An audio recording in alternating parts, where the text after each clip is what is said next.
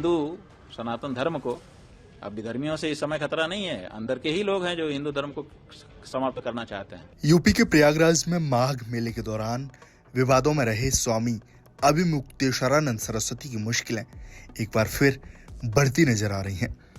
उनके खिलाफ POCSO act के तहत एफआईआर दर्ज करने का आदेश दिया गया है।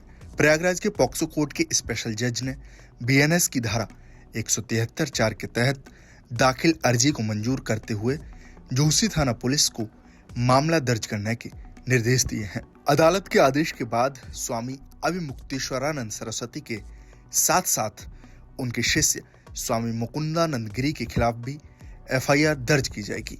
इसके बाद पुलिस विवेचना शुरू करेगी और पूरे मामले की जांच की जाएगी। कानून के मुताबिक एफआईआर दर्ज होने के बाद जांच की प्रक्रिया तेज होगी और मामलों से जुड़े पक्षों से पूछताछ भी की जा सकती है।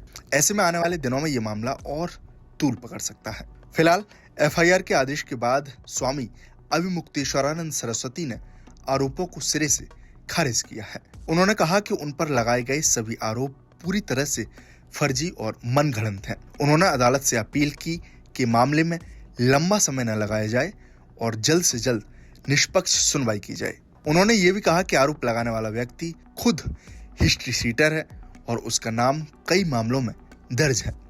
उनके मुताबिक ये आरोप किसी विधर्मी द्वारा नहीं बल्कि एक हिंदू संत के शिष्य द्वारा लगाया गया है। इसके अलावा उन्होंने कहा कि हम इन आरोपों का डटकर सामना करेंगे और सच सामने आए। जो आशुतोष नाम के व्यक्ति हैं उनका हिस्ट्री शीटर के रूप में नाम शामली जिले के कांधला थाना, उत्तर प्रदेश का शामली जिला है, उसका कांधला थाना है, उसमें दर्ज है।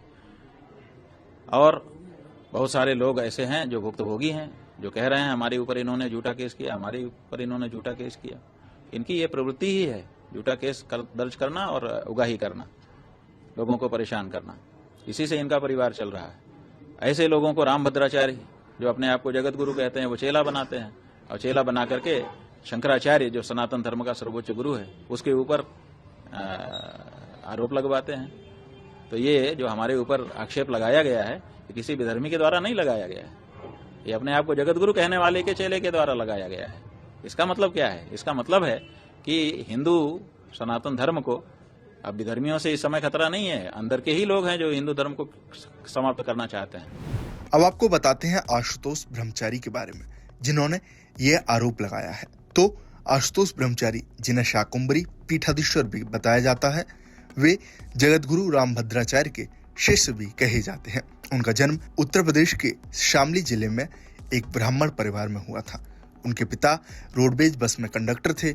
साल 2022 में रामभद्राचार्य से दीक्षा लेने के बाद उन्होंने संन्यास ग्रहण कर लिया था। इसके साथ ही आशुतोष ब्रह्मचारी श्री कृष्ण जन्मभूमि मुक्ति निर्माण ट्रस्ट के अध्यक्ष भी हैं और श्री कृष्ण जन्मभूमि विवादों से जुड़े मामलों में सक्रिय भूमिका निभाते रहे हैं।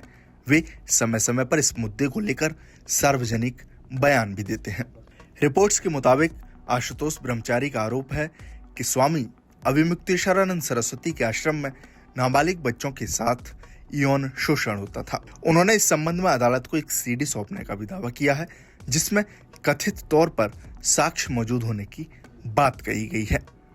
बताया जा रहा है कि मामले में जिन 2 नाबालिगों का जिक्र है, उनके बयान अदालत में वीडियोग्राफी के साथ दर्ज किए गए थे, जो पॉक्सो मामले में एक अहम कड़ी मानी जाती है। फिलहाल पुलिस जांच और अदालत की सुनवाई के बाद ही ये स्पष्ट हो सकेगा कि आरोपों में कितनी सच्चाई है।